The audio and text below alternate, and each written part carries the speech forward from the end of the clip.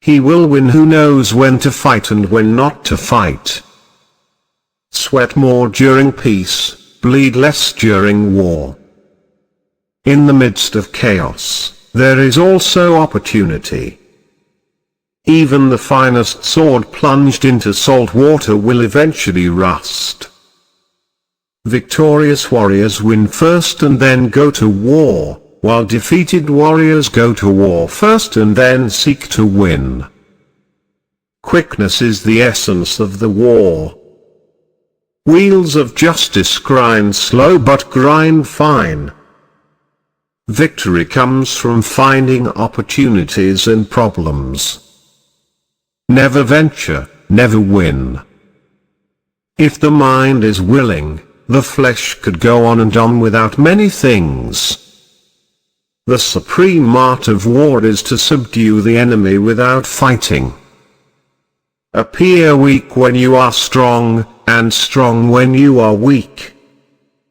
The art of war is of vital importance to the state. It is a matter of life and death, a road either to safety or to ruin. Hence it is a subject of inquiry which can on no account be neglected.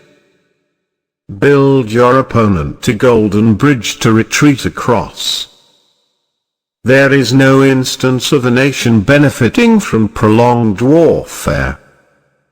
There are not more than 5 musical notes, yet the combinations of these 5 give rise to more melodies than can ever be heard.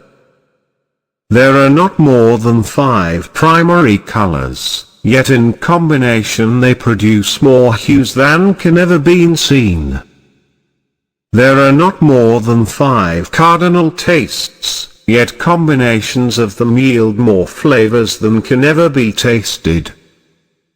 Who wishes to fight must first count the cost. You have to believe in yourself. One may know how to conquer without being able to do it. What the ancients called a clever fighter is one who not only wins, but excels in winning with ease. Beware your enemy is not. Who does not know the evils of war cannot appreciate its benefits. Plan for what it is difficult while it is easy, do what is great while it is small. Concentrate your energy and hoard your strength. For knowledge cannot be gotten from ghosts and spirits, cannot be heard by analogy, cannot be found out by calculation. It must be obtained from people who know the conditions of the enemy.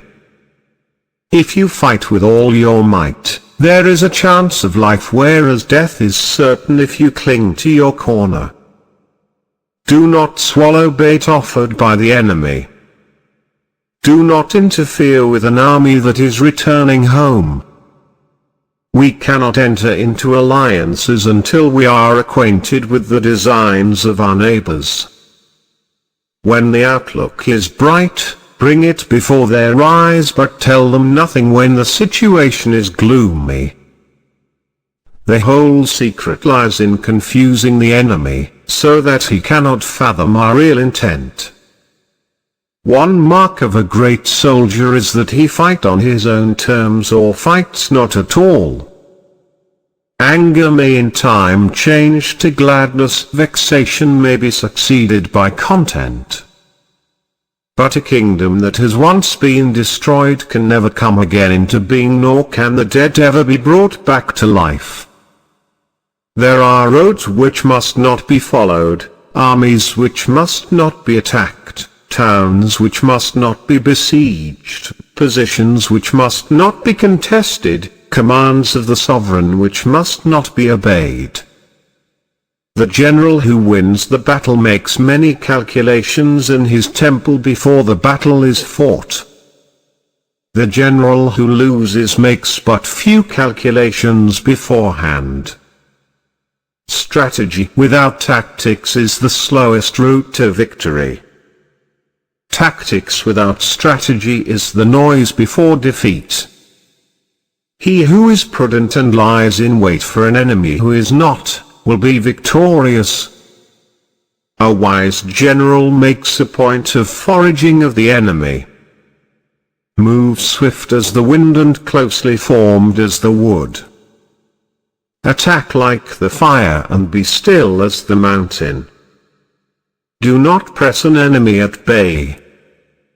For them to perceive the advantage of defeating the enemy, they must also have their rewards. If quick, I survive.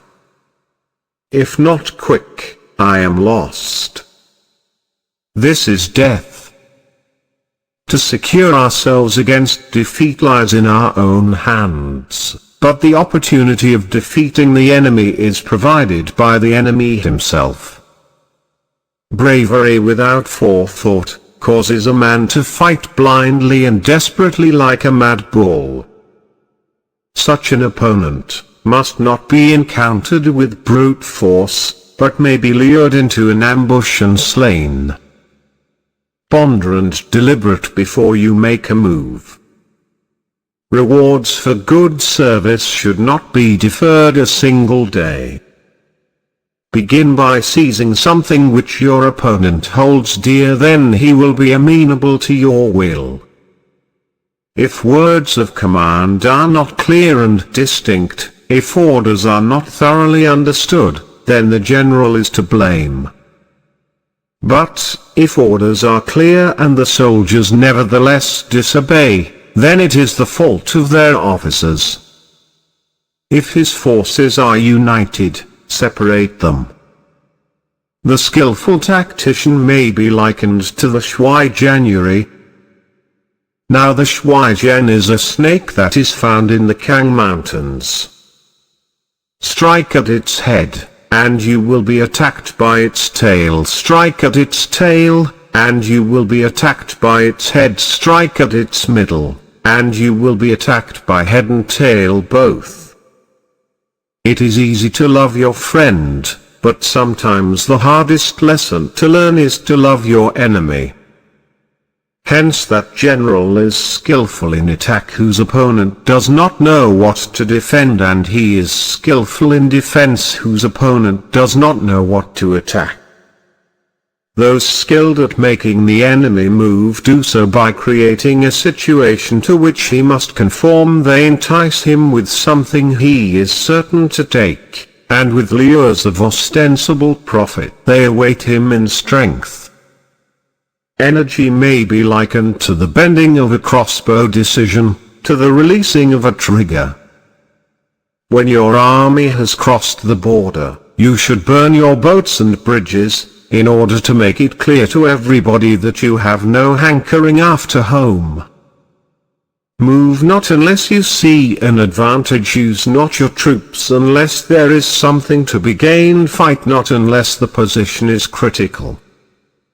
The general who advances without coveting fame and retreats without fearing disgrace, whose only thought is to protect his country and do good service for his sovereign, is the jewel of the kingdom. It is only the enlightened ruler and the wise general who will use the highest intelligence of the army for the purposes of spying, and thereby they achieve great results. Let your plans be dark and impenetrable as night, and when you move, fall like a thunderbolt. Great results can be achieved with small forces. Opportunities multiply as they are seized. If soldiers are punished before they have grown attached to you, they will not prove submissive, and, unless submissive, then will be practically useless. If, when the soldiers have become attached to you, punishments are not enforced, they will still be unless. Convince your enemy that he will gain very little by attacking you. This will diminish his enthusiasm. To know your enemy, you must become your enemy.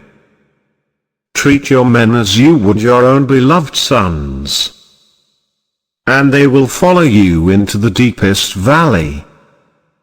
When the enemy is relaxed, make them toil. When full, starve them. When settled, make them move. So in war, the way is to avoid what is strong, and strike at what is weak.